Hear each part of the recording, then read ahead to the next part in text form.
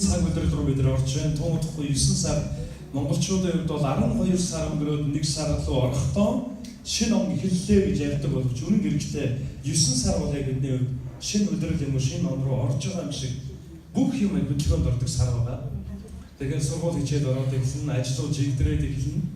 За тэгэхээр бүх юмнууд эргээд хөдөлгөөнд орохоос өмнөхөн би та бүхнийг юу гэж уриалмаар вэ гэхээр эсийн бүлгүүд маань илүү хөдөлгөөнтэй болж эхлээрээ эргээд сайн мэдээний төлөө бүгдээрээ галт цогтойгоор зориулалттайгаар амьдарч эхэлье. Амен. За өнөөдрийн үгийг би та бүхэнд уншиж өгье. Иохан номын 5 дугаар бүлэг 1-ээс 14 дугаар эшлэл. Иохан 5:1-ээс 14. Энэ өдөр эзэн биднийг Иохан 5 дугаар бүлгийн 1-ээс 14 дугаар эшлэлээр ятгах урамшуулж бас өрөөж байна. Иохан 5:1-ээс 14 эндээс би уншиж өгье. Та бүхэн дагуулаад хараарай. Дараа нь Юудэчүүдийн нэгэн баяр болж байхад Есүс Ерүсалимд очив. Ерүсалимийн хоньны гурван хаалганы дэргэд Еврейгээр Бетсада гэдэг цөөрөн байдаг. Тэнд 5 самч байдаг бөгөөд тэдгээрийн дотор өвчтөй, согордоолон, хатингар олон хүн хэвтэж байлаа. Тэд ус хөдөлгөхийг хүлээж байна. Учир нь эзний тэнгэр элч тодорхой үед цөөрөмд бууж усыг хөдлөгөхөд ус хөдөлсөн даруйд төрүүлж өрсөн хүн ямар ч өвчтөй байсан эдгэрдэг байжээ. 38 жил өвчтөй байсан нэгэн хүн тэнд байв. Тэнд хэвтэж буй түүнийг Есүс харж удаан хугацаагаар тийм байсныг мэдээд түүнээс чи эрүүл болохыг хүсэж байна уу гэж асуухад өвчтөй хүн эзэн ус хөдлөх үед намайг цөөрөмд оруулах хүн байдаггүй. Тэгээд ч намайг оцсоор байтал өөр нэгэн надаас өмнө орчихдог гэсэн Есүс түүнд бос дэвсгэрээ аваад алах гэж айлдав. Өнөө хүн тэр даруй эрүүл болж дэвсгэрээ аваад алхваа.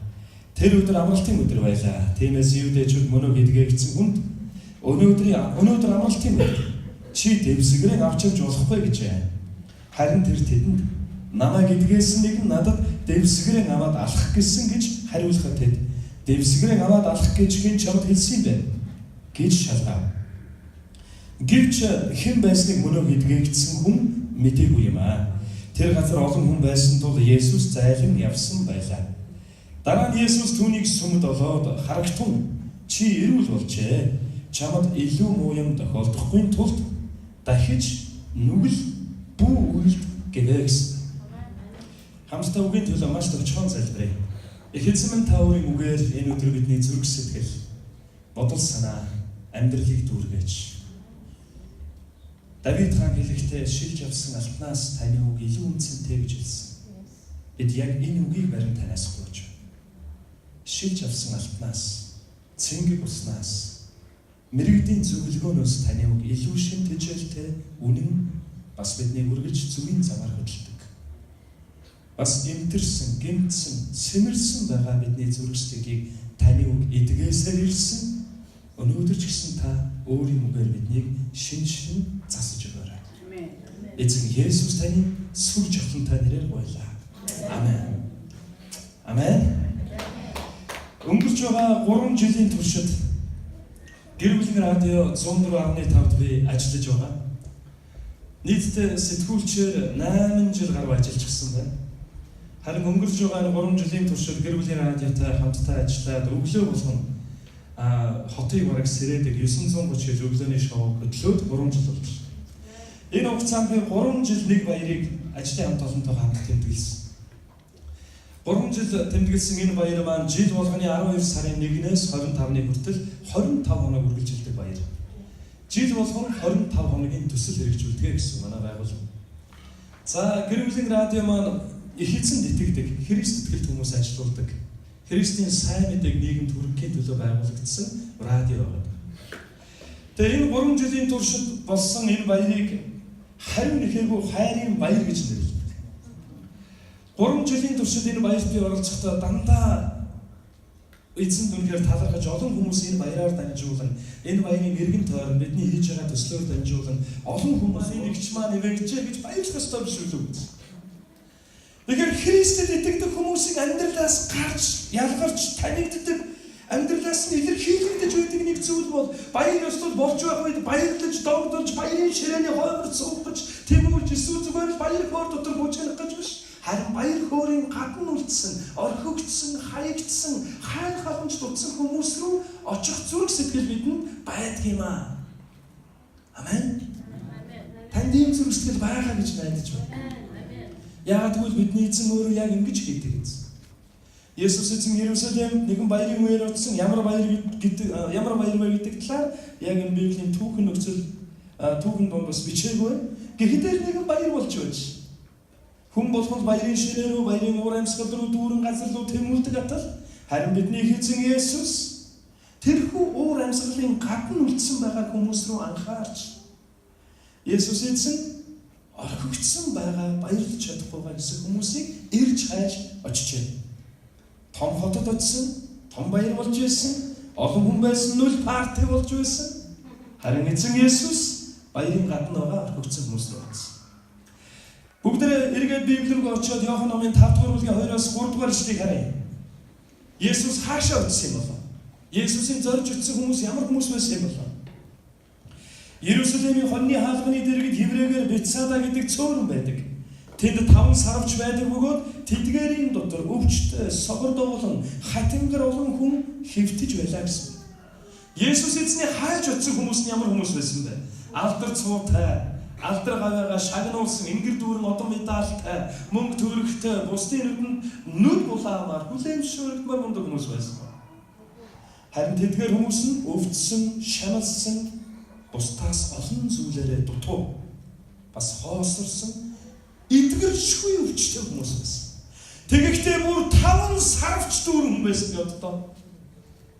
Бетсада гэдэг тэр цөөрний дэргэд 5 сарвч байсан байх. Өнөөх 5 сарвчин доор орхигдсон, хаягдсан, өвчин зовлондоо шаналсан, өвдөж шаналсан асар олон хүмүүс байсан. Тэр хүмүүсийг эзэн Есүс хайр очижээ. За бүгдээ дахиад хамтдаа харъя. Есүс эзэн баярын үеэр хаашаа явсан гэсэн бэ? Бетсада гэдэг цөөрөмл явсан. Тэр баярын ширээ рүү бус Бетсада гэдэг цөөрөмл буюу тэр цөөрмийн дэргэд байгаа 5 сарвч дүүрэн өвчтөнгүүд рүү очсон байна. Ах дүүс минь. Бид эзэн рүү хэрэгтэй зүйлүүдийн листийг бариад түүний өмнө залбирлаар түүнд амьдралынхаа хэрэгтэй зүйлүүдийг хэлж мэдүүлж хангагдахаар хөвчлэн ирэх үе байдаг шээ. Харин би өнөөдөр үгийг сонсоод та эндээс гараад явахдаа орхигдсон, хаягдсан хэн нэгнийг хайж болоод Бурхны хайрыг хуваалцъя гэсэн сэтлийг зүрх сэтгэлдээ тэгээд гараараа гэж өрөмөр байна. Амен. Нэг үйл явдлыг би дандаа санаж үзсэн талархдаг. Нэг орой за яг пастрын одоо дуудлага аваад ойролцоогоор бараг 10 жил болчихсон байлаа.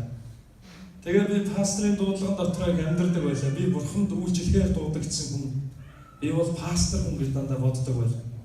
Хэнч намайг пастор гэж гар тавин ажиллаагүй өрөөгөөгүй гэхдээ Бурхан намайг дуудсан дуудлага байгаа учраас би пастор гэж явдаг байлаа. Янз янзын парти юм уу төрсөн өдөрт хүмүүс намайг урахаар пастор хүн очиж болохгүй гэж дотроо дандаа хэлдэг байлаа. Тэгээд 10 жил болсон. Өөрөө дотроо яриад байдаг. Харин пастораар томилогддгүй. Тэгээд нэг өдөр нэг орой хүн л олсноо жоохон төлөхгүй Бурхан юм. Оо эцэг минь та намайг пасторыг дуудсан биз дээ. Хэрвээ та намайг пастораар дуудсан бол одоо пастораар тоглооч явахгүй бол ер нь боли. Би ер нь дахиж ер нь пастор болно гэж янз янз юм ер нь ярихгүй. Би зүгээр сайн амьдрий. Таны замаар алхая гэж. Яг тэгж хэлээл тэр орой яг ингэж хэлсэн чи эхнэр маань яг энийг санддаг. Эхнэрийн хажууд яг ингэж хэлээд би чинь нэлхүү хүч байх уу л. Ягаад тэгэхээр 10 жил би яг ийм зүрх сэтгэлтэй амьдарч ирсэн. Тэгээд тэр орой амарчаад өглөө сэрэгтээ эзэнд яг тэр орой юу гэж залбирсан гэхээр хэрвээ ирж байгаа 7 хоногийн турш хэн нэгэн хүнээр дамжуулаад та яг миний дуудлагыг надад сануулахгүй бол тэгээд би ер нь боллоо гэж. Тэгээд яг унтаад өгсөн маргааш нь өглөө нэг л тийм дүнсгэр нөхөр босч ирсэн. Нэлээд дүнсэж босч ирээл тэгээд яах учраа олохгүй гэсэн сарын ихнэртэйгээс мэндэлсэн юм байхгүй ажил руугаа явсан. Ажил руугаа явахдаа нэг жингүүц нөхөр ажлын гаалгаар орсон. Тэгээд ажиллаа хийх ямар ч хүсэлгүй байлаа. Яг тэгэл байж явах үед тэрний яг урд 7 хоногт нь би яг чуулган дээр номлосон байсан. Тэгсэн чи яг тэр үед утас маань дуурсан байгаа. Яг тэр өдөр цайны цаг хоёр утас маань дуурсан. Тэгээд би утасаа авсан чинь нэг ихч маань над руу ярьсан. Яагаад гэхээр 10 жил би яг энэ зүрх сэтгэлтэй амьдарч ирсэн. Нэг өдөр би утасаа авсан. Тэгээд утасаа авсан чинь нэг ихч маань надад ирсэн. Тэгээд би утасаа авсан чинь 10 жил би яг энэ зүрх сэтгэлтэй амьдарч ирсэн. 10 жил би яг энэ зүрх сэтгэлтэй амьдарч ирсэн. Тэгээд Тэгээ тэр их маань юу гэж ярьсан бэхээр оги пастра гэдэг. Оги минидо гэдэг. Оо цаа яасан ихчээ гэсэн чинь за эзэн чамайг пастор гайхалтай одоо хончин болгож байна гэж их чинь харж байгаа шүү. Гэж өчигөө яриад батлаа. Чи бол өстой пастор хүн байна гэх. Тэгээд ингэж ярихдаа яг энэ түүхтэй холбоотой нэг зүйлийг ихч маань ярьсан. Өнгөрсөн 7 хоногт чи яг номлохдоо харин нэхээгүй хайраар бусдыг хайрлах тухай ярьсан. Тэгээд чи ингэж ярихдаа эргээд та нарт тусалж чадхааргүй хүнийг ирж хайж олоод тусалж үзээрэй гэж чи ятгаад байсан. Тэгээд яг сургаал дуусны дараа би гарч явахдаа тийм хүнийг хаанаас олох вэ гэж бодсон гинэ. Тэгээд шууд тэр чигээр гэмтлийн имлэг рүү явсан гэдэг. Бүтэн сайн цуглаан дараад шүү дээ. Гэмтлийн имлэг рүү явж очиод ресепшн дээр нараад асуусан гэдэг. Эргэлт ирэхгүй байгаа хүн байгаа юу гэж. Тэгсэн чинь эргэлт ирэхгүй байгаа нэг хүнийг зааж өгсөн байна. За тэгээд юм болсон гэдэг нөгөө хч маань эргэлт ирэхгүй байгаа нөгөө хүний орлоо яваад очисон чинь хөрхий гэр орон байхгүй нэг ядарсан хүн байж. Тэгээд өнөө хүн маань нөгөө хчийг маань хараад баярлахгүй шаран буруу хараад өвтөд байж. Тэгээд хэлсэн гэнэ би Есүс нэгдэг хүн байна. Би ямар нэгэн муу санаа үлдэж ирээгүй миний дөө. Би чамд туслах гэсэн юм аа. Яаж туслах вэ гэж хэлсэн гэнэ. Тэгээд яг ингэж ярьсны дараа юу болсон бэ гэсэн чинь нөгөө хүн маань эхлээд гайхсан дээр нь бас уурлаад буруу хараад өвтөд байсан гэнэ. Тэгэхээр за их чинь чиний төлөө залбирч өгье. Тэгээд их чинь одоо явлаа. Хэд хоногийн дараа эргээд ирье гэсэн. Тэгээд хэд хоногийн дараа нөгөө их чинь маань хоол унд хийгээд нөгөө дүү зориулаад нэг 60-100 юм бэлдээд ирсэн гэнэ. Эрэхтэй дотроо бодсон гэнэ. Эртээд ирээд явхад нэг жоохон таарамжгүй намайг гаргаад явуулсан шүү. Одоо очиход яах болоо гэж бодоод оцсон чинь харин аюу баярлсан гэнэ. Бүр хүлээж үйсэн байх чинь. Тийм санагдсан. Тэгээ баярлаад авторсан хоолыг идээд өөрийг төрсөн их чинь өөрийг нэргэж ярьж байгаа юм шиг хөлсөн бочдод хоолыг идээд баярлаад хүлээж авсан. Тэгээд сайн мэдээ хуваалцаад залбирч өгч. Тэгээд яг энэ түүхийг сонсоод би юу гэж бодсон гэхээр хэрвээ чуулганд явдаг хүн болгоно яг ингэж бид нар үйлдэл гаргах юм бол эмнэлэгт орхигдсан хаягдсан гэж хэлэгдэх хүнгүй болтлоо энэ хот өрөөгдөн шүү дээ. Улаанбаатар хотод 280 гаруй чуулган байна, олон зуун мянган итгэгч байна, мянган итгэгч байна. Хэрвээ бид эргээд тус болохооргүй хэн нэгнийг ирж хайж очоод яг Есүс эзэн баярын үеэр баярын ширээр өгч орхигдсан хүнийг ирж хайж очоод үйлчилсэн шиг үйлчилбэл энэ хот өрөөгдлөө. Энэ хот нүл хайр боллоо гэсэн үг байна. Маш олон хүмүүсийн зүрх сэтгэл тэнгэрлээ. Хажуудаа өнөргөө хараад хэлээрэй. Есүс эзэн шиг байя.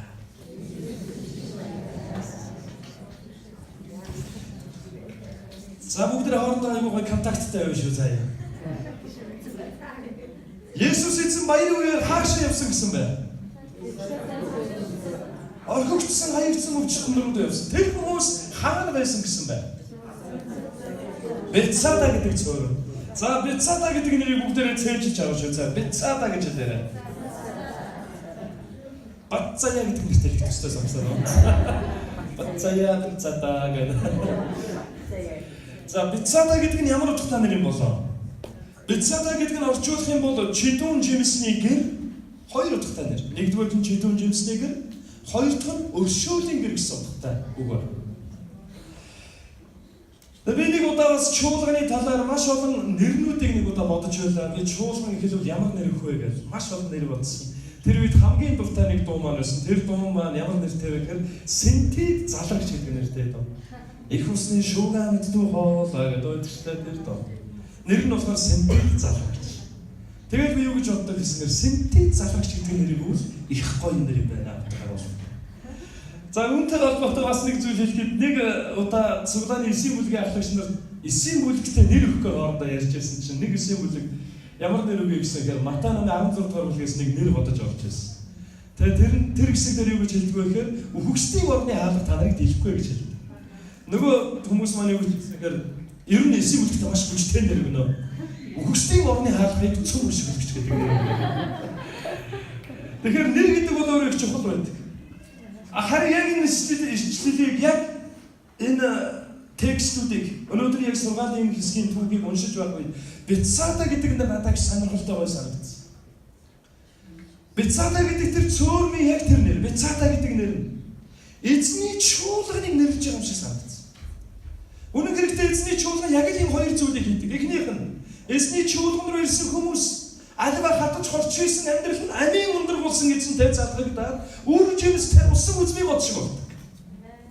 Тэгэхээр Бицаата гэдэг нэр нь үр жимсний тухай ярьж байгаа. Хоёрт нь Бицаата гэдэг нэр нь өршөөлийн гэр гэсэн утгатай. Өршөөлийн гэр. Хэрвээ ирээдүйд эзнээс үг аваад ямар нэгэн чуулган гэлэх гэж байгаа пастрын дуудлагатай хэн нэгэн дэлгэхгүй бас надтай адил дотор би пастор юм байна гэдэг явж байгаа юм. Танд гоё нэр санал болгох. Бицаата гэдэг нэр өгөөрэй, аа. Энэ бол өршөөлийн гэр гэсэн утгатай нэр байна. Учир нь эзний чуулган бол үр жирэмсээр дүүрэн амьдрах шалтгаан болсон газар юм аа. Мөн эзний өршөөл нэгүсэл бэлхэж байдаг өршөөлийн гэр юм. Өршөөлийн гэр гэдэг нэртэй Бицаата цөөрмийн дэргэд өвчин зовлондоо баригдсан. Бурхны өршөөл нэгүслийг ирж хайсан 5 сарвч дүүрэн хүн хэвтэж байсан. Тэгээд тэдгээр хүмүүс эзний өршөөл эвэл нэгүслийг эрен хайж тэр газар хэвтэж байхдаа амьдралд нь байгаа олон асуудлууд шийдэгдэхийг хүлээн тэнд хэвтэж байсан. Бурхны өршөөлийн гэр гэж нэрлэгдэж байсан тэр цөөрмийн дэргэд суухдаа тэд нэг зүйлээс хараас хатгалгүйгээр харж ширтэж тэнд хэвтэж байсан. Түүнийг үргэлжлүүлээд харвал замбар 30 гаруй жил болсон байна. Өвчнөөс болоод шаналж 38 жил өвчтэй байсан нэг хүн тэнд байгаад байгаа. Тэдгээр хүмүүсийн амьдралд байгаа асуудлууд шийдэгдэж өөрчлөгдөхийг тэд хүсэж байсан. Гэхдээ харамсалтай тодорхой цагт эзний тэнгэрлэгч яг тэр ус цөөрмийн усыг хөдөлгөх үед хамгийн түрүүлж олсон нэг нь эдгрээд үлдсэн хүмүүс нь дараагийн ус хөдлөх цагийг хүлээх хэрэгтэй болдог. Та төсөөлөд үзтээ хэдэн зуун хүн тэнд хэвтэж байна гэж бод. Эзний тэнгэрлэгч цөөрмийн усыг хөдөлгөх үед хамгийн түрүүлж олсон нэг л хүн эдгэр. За тэндээс айхтар уралдаан болдог байсан. Зарим нь мөлхөө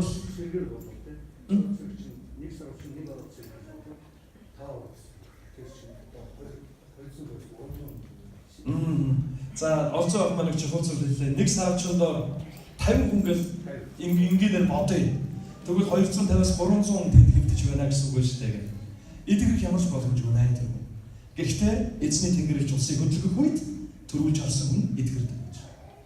Харин өнөөдөр бол их өөр зүйл болж байгаа шүү дээ. Эзэн өөрийн чуулганыг өршөөлийн гэр болсон өөрийн чуулганыг хөрөөж төрүүлж ирсэн анхны хүн эдгэрдэг байвал яах вэ? Цуглааны үдэнд ихний очрыг авч буун гастаа бужигнаа болсон үз. Зарим нэрээ тонх бахтай, шоктой байх усуудыг унтчих юм байна. Би төрүүлж ирсэн.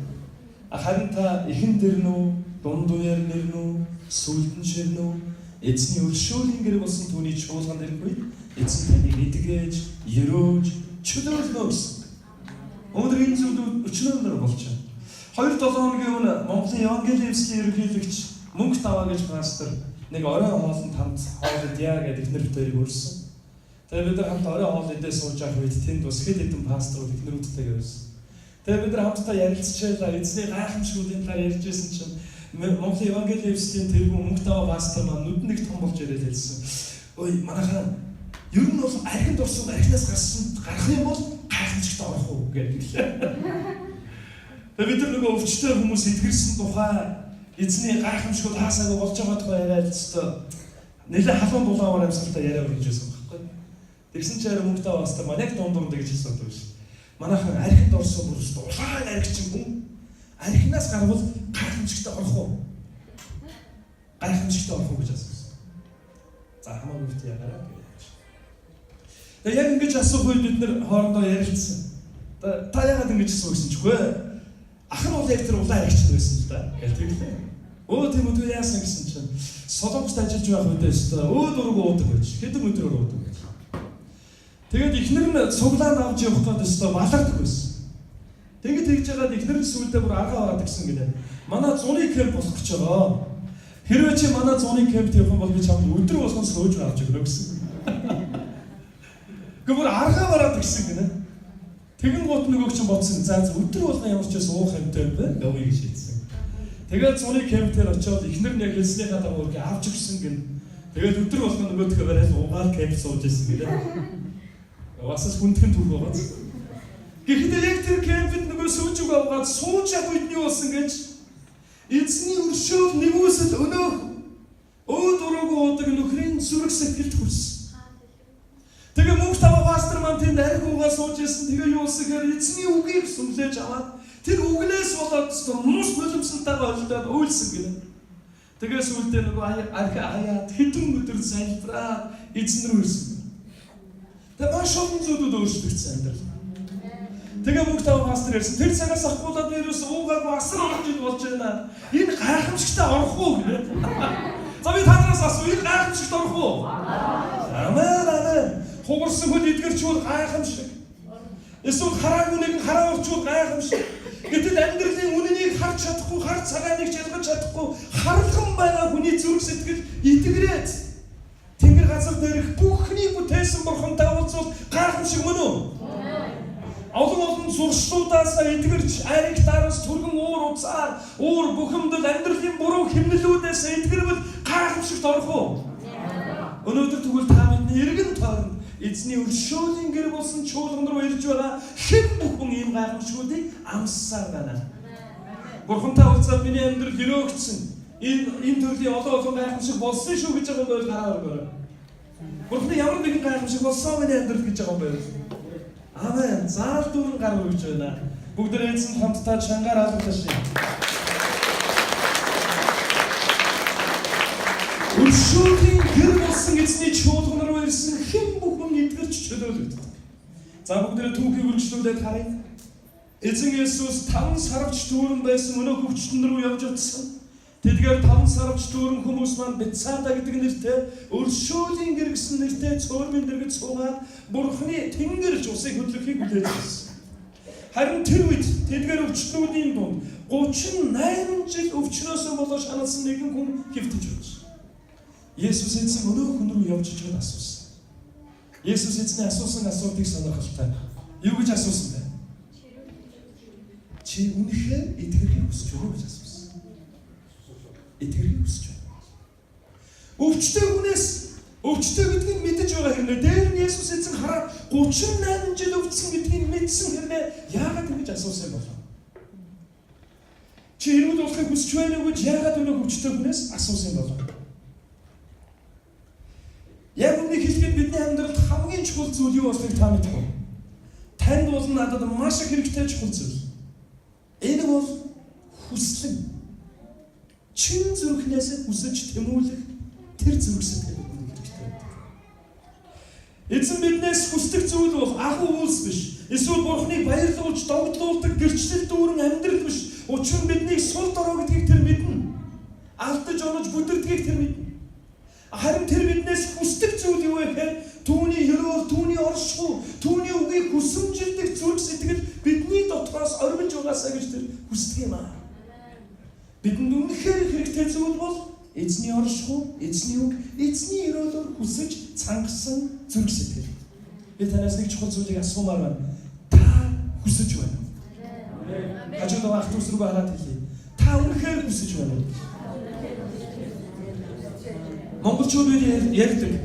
Дургүйд хүчгүй гэж ярьдаг. Харин үүний эсрэг зүйл нь хүсэл дотор хүч оршдог гэсэн. Эзэн хүслэнтэй нэгнийг ирж байдаг.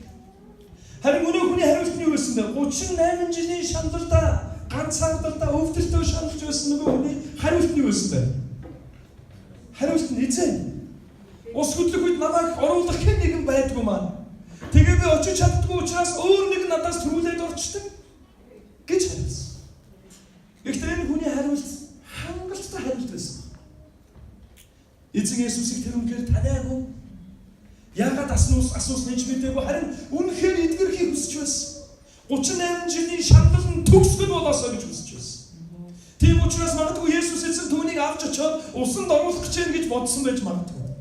Тийм учраас хэн нэгэн надад тусалбал би очоод эдгэрмээр байна гэж зүрх сэтгэлдээ байгаа хүслээ хуваалцсан байна. Харин эзэн Есүсийн хариулт юу байсан бэ? Түүний хариулт нь 38 жилийн шаналл ганцаардал цөхрлийг эдгээх хариулт байсан. Бос дэвсгэрээ аваад гэртээ харьсан. Бос дэвсгэрээ аваад явсан. Та төсөөлтөө 38 жилийн өвдөлт 38 жилийн туршид өвчнөдөө тэмцэхийн тулд өөрт байгаа бүхнээ зарцуулаад эцэст нь хоосорсон байсан хоосрол. Хэн нэгэн түүнийг ус руу авчиад хийж чадахгүй ганцаардаж байсан ганцаардал. Харуусал цөбөрлүүд нэг суурьндээ итгэрсэн гэсэн. Ганцхан хормын дотор. Бурхан явцын дунд эдгээд гэсэн биш, тэр нэг л хормын дотор хүслэнтэйгээр түүн рүү ойртон ирсэн хүний амьдралыг оронгоор нь өөрчилдөг нэгэн байна. Амен. Зарим хүмүүс өргөс авсан юм шиг итгэн гэж юу аахгүй гэдэг. Харин би нэг чухал зүйлийг хэлмээр байна. Өргөс авсан юм шиг тэр таныг өөрчилж чадах нэгэн байна. Тэр бол төгс хүчтэй нэг. 38 жилийн өвдөлт нэг хэн агшны дотор эдгэрлээр солигдсон. Та эзэнд итгэж найдаа. Тэгээд чин сэтгэлээрээ хүсэмжлэн байж хүсэлтэй түнд мэдүүлээрэй. Филиппой 4:6 ингэж хэлсэн. Юунд ч бүр санаа зов. Харин альваа зүйлд залбирлаараа болон гуйлтаараа талархалтайгаар хүсэлтэй түнд мэдүүл гэж хэлсэн. Та намайг дагаад хэлээрэй. Талархалтайгаар хүсэлтэй түнд мэдүүл. Хажууд байгаа ахтус руу гараад хэлээрэй. Талархалтайгаар хүсэлтэй түнд мэдүүл. Түүхийг бүгдээр өргөжлүүлээд харъя. Дараа нь эдгэрсэн өнөө хүнтэй эзэн Есүс нэг газар таарсан. Хаана таарсан бэ? Йохан 5-р 14-р эшлэгийг харъя. Дараа нь Есүс түүнийг сүм долоод гэсэн байна. Сүм долоод. Харагтун чи ирүүл болжээ гэж хэлсэн. Зарим хүмүүс асуудал нь шийдвэрлэгдэнгүүт баярлалаа бурхан минь баяртай гэж асуулт. Эсвэл дахиад асуудал иртэл бурханыг тэгж их хүсэмжлэн ирж хайдаг. Харин нэг гайхалтай зүйл нь өнөө хүнтэй эзэн сүмд таарсан. Эзэн таны амьдралд байгаа олон асуудлуудыг шийдсэн байх. Ирэх өдрүүч гэсэн таны олон асуудлуудыг даван гарах хүч чадал гайхамшиг юр усын итгэл найдвараар эзэн таныг хангах болтугай. Гэхдээ амен гэж хэлэхүүг нь одоо гарч ирэх гээд байна. Тэрний юу гэж эзнэр хангагдаж өрөөгдөж эдгээгдсэн та эзний оршихуйтай түүний чуулганд таарах болтугай. Амен. Эзэн тантай сүм дээр таарах болтугай. Эдгэр муутай бид нар гуяа алдагдаад заримдаа алга болчихсон. Урд нь нэг номлолоо хэлж байсан те. Тэгээд яг хагас сайн өөрөө болохоор хаанаас ч мэдгүй нэг салж салжлаа л гэдэг. Хагас сайн өөрөө болохоор мессеж ирэл маргааш партитай уулзах найзуудын дөрсөн өдөр уулын гарыг жимс түүй гэж. Гүр 7 хоногийн эхний өдөр түүж болно шүү дээ. Яг хагас сайн өөрөө тийм мессеж ирж байгаа юм. Эзэнтэй уулзах, эзэнтэй учрах тэр цагийг хулгайлахын тулд адгийн мөрөн Иесус татгалцахын аргагүй олон саналыг хагас сайн өөрөө таны мөр баанаар болгож гаргаж ирдэг. Харин эдгэрсэн чөлөөлөгдсөн тэр нэгэн бурханд талархал өргөхийн тулд сүмд явж байсан. Сүм дотор эзэнтэй таарч. Түүхээс өргөжлүүлээд харъя хамгийн сүүлийн хэсэг одоо явж байна. Эзэн өнөө хүнтэй чуулган тараад юу гэж хэлсэн бэ? Чи ирүүл болчээ. Чамд илүү муу юм тохиолдохгүй тул дахиж нүгэл бүр үйлдгсэн байна. 38 жил тэр хүний өвдсөн шалтгаан юу байсан бэ? 38 жилийн өвдөлтөөс болоод хоосорсон шалтгаан нь юу байсан бэ? 38 жилийн эцэст ганцаардал цөхрөл харуусаар дүүрсэн шалтгаан нь юу байсан бэ? Энэ гин нүгэл байсан. Тийм учраас эзэн Есүс хэлсэн. Дахиад илүү муу юм тохиолдохгүй тул дахиж битгий нүгэл үлдээрэй гэсэн. Гин нүгэл бидний амьдралыг ийм олон жил зовоож амьдралын маань ирч хүч, баяр хөөр, урам зориг, эд хийж бүтээх потенциалуудыг маань үгүй хийдэг. Баярлмаар, бахархмаар, гэрчилмээр олон сайхан түүхийг маань амьдралын маань бүх өдрүүдийг маань хар бараа бодром өрнөлүүдээр гин нүгэл дүүргдэг. Өнөөдөр бидний амьдарч байгаа хотод гин нүглээс болоод сард сарниж байгаа. Гин нүглээс болоод зүрх сэтгэл нь урагдж байгаа. Гин нүглээс болоод бие махбод нь хүртэл өвчилж байгаа маш олон хүмүүс бидэнтэй бүр зэрэгцэн амьдарч байна. Энэ хотын асуудал нь юу юм болоо? Энэ хотын асуудал нь юу вэ? Хөгжил цэцэглэлд дутуу байгаа эсвэл ямар нэгэн санхүү мөнгөний эдийн засгийн хямралтай холбоотой юу вэ? Энэ хотын хамгийн том асуудал бол гин нүгэл байна. Энэ хүн гин нүглээс болоод 38 жил өвдөж байга болгоно өвчнөө эдгэхийн тулд төлөж эцэст нь ганцаардал цөхрлөөр дүүрсэн. Гин нүгэл бол ийм аимшигтай хортой үр дагаврыг бидний амьдралд авчирдаг ёрын муу зүйл байна. Тийм учраас эзэн Есүс өнөөхөнд хэлсэн. Чамд илүү муу юм тохиолдохгүй тул дахиж нүгэл бүүлдээрэй гэж хэлсэн. Дахиж нүгэл бүүлд.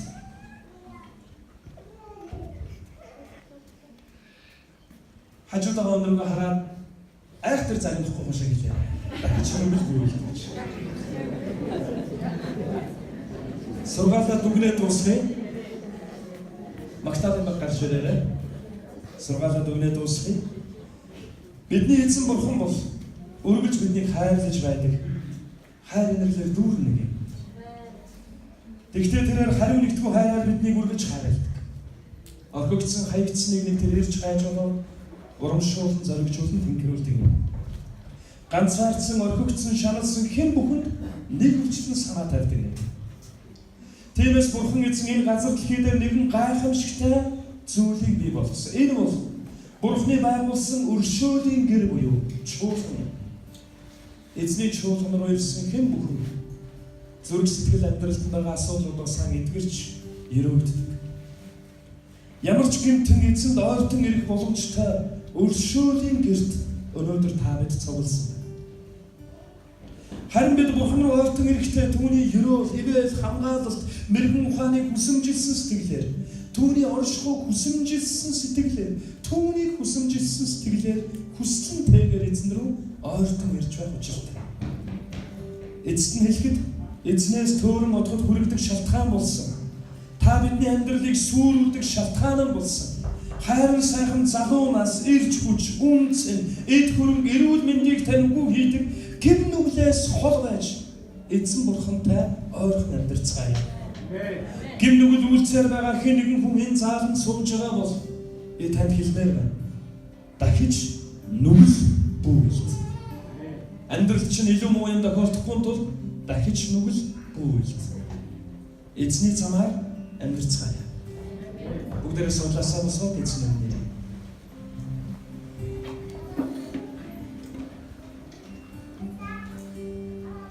Бүгдээрээ нүдээ ханаад эзний өмнө.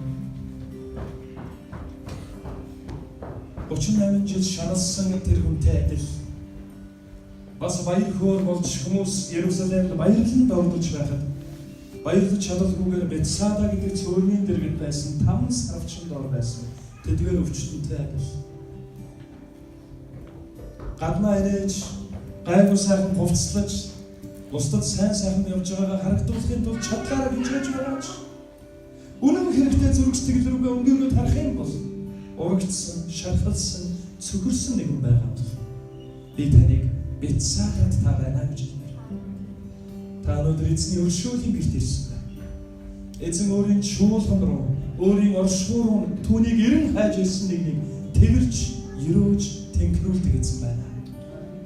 Тийм нэгэн байгаа бол та яг байгаа газраа зүрх сэтгэлээ нэгээд их эзэн минь та намайг өрөөж, та намайг тэнхрүүлж, та намайг эдгээж, та намайг босгооч гэж өөрийн амьдралыг эзэн дуудлаа. Бидний амьдралыг үгүй хийж үнцэн, зүрх сэтгэл, амьдралыг маань сүрүүлдэг зүйл бол гим нүгэл байна. Өнөөдрийн хүртэл гим нүгэл үлдэн амьдарч байгаа нэгэн байгаа бол эзэн өөрийн үгээр өнөөдөр таныг ятгахж бас зэмлэж урамшуулж илүү муу юм чамд тохиолдохгүй тулд охин минь хүү минь дахиж нүгэл бүүлдэ гэж эзэн таныг ятгахж.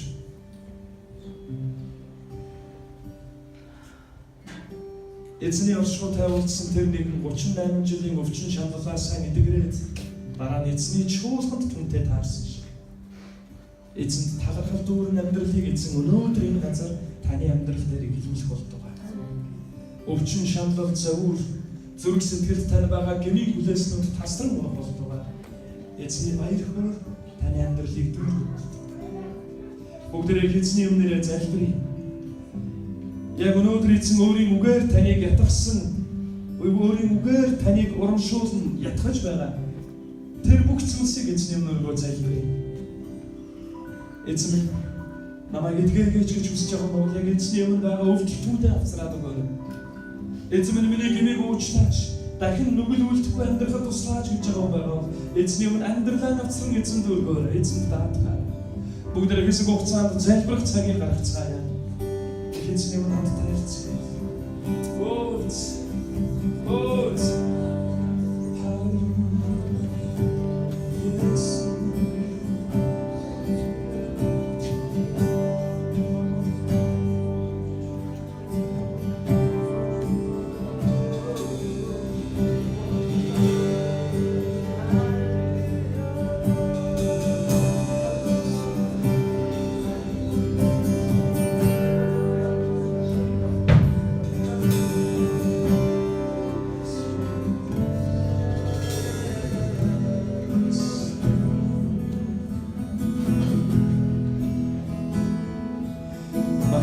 Эзэн магтаал өргөж байх үед эзний чуулган эзний өмнө залбирсаар байгаарай. Энэ өдөр та өөрийн Бурхны гэрэн хайж түүний өмнө амьдралаа авсах цаг байна. Бид зүгээр цуглаад залбираад хамтдаа үгийг сонсоод бие биендээ урам өгөөд буцаж болох гэргэлдүү баяж болно. Гэхдээ өнөөдөр та эзний өршөөлийн гэрт ирсэн байна.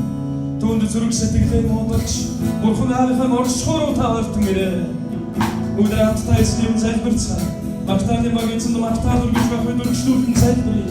Эзний өмнө зүрх сэтгэлээ муудалцгаая.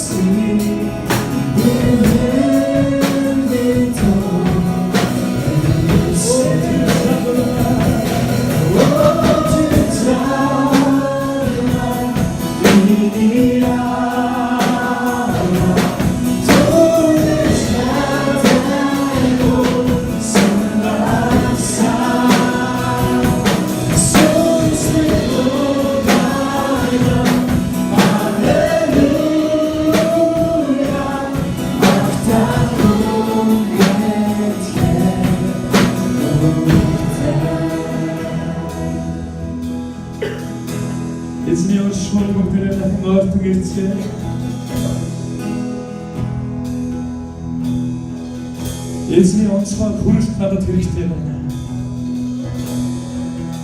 Эзэн минь намайг шинчилэг засаж та намайг барьж өгсөн. Эзэн та намайг өөрийн төвөрт тавьяач. Би сул дорой гимнүгэлтэй намайг гиний хүлээснээс чөлөөлж би бас зөвхөрсөн ядарсан нэгэн байна. Надад хүч чадал өгөөч эзэн гэж хүсэж байгаа хэн нэгэн байна. аяг эзэн рүү ойрхон ирж байгаа сэтгэлээр танаашаа гарч ирээ.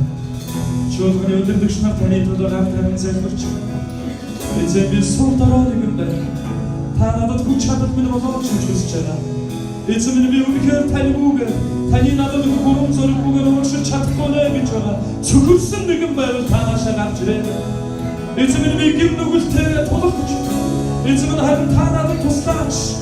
Миний амьдралд байгаа гин нүглийн хүлээсийг тасалж өгөөч гэж хүсэж байгаа нэгэн байгаа. Их эзний оршуур тэмүүлж байгаа сэтгэлээр наашаа гарч ирээ. Чуулганы өдөрдөгч нар наашаа гарч ирээ залбирч өгөөрэй. Ганцхан багтлагч яркаахлагч үлций пастор салонгаа ирсэн ариун салон гарч ирээд хүмүүстэй гар тавин тэгрэн залбирч өгөөрэй. Наашаа гарч ирээ зогсоо. Халелуя.